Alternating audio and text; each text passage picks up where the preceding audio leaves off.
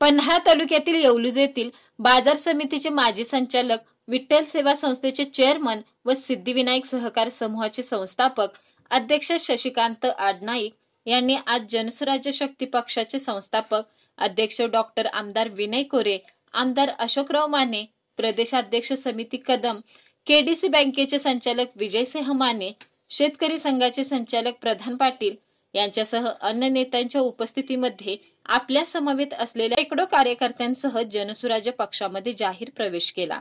त्यामुळे काँग्रेस पक्षाला व राहुल पाटील गटाला मोठा धक्का बसला असून भविष्यात येवलुज येथील राजकारणाची समीकरणे बदलण्याची शक्यता आहे।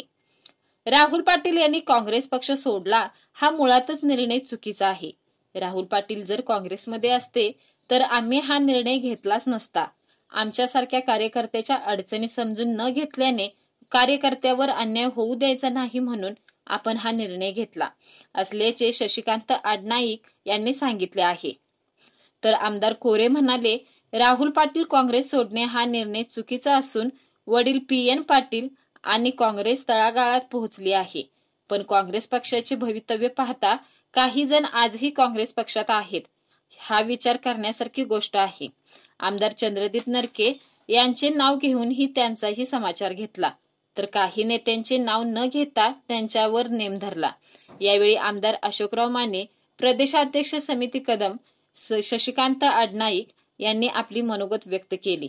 या कार्यक्रमाला बाजार समितीचे प्रकाश देसाई, शेतकरी संघाचे प्रधान पाटील, बाबासाहेब शिंदे, कोतोली जिल्हा परिषदचे माजी सदस्य शंकर पाटील, नामदेव चोपडे, घोटवडे गावचे माजी सरपंच दगडू पाटील यांच्यासह जनसुराज्य पक्षाचे कार्यकर्ते व शशिकांत आडनाईक गटाचे कार्यकर्ते मोठ्या संख्येने उपस्थित होते।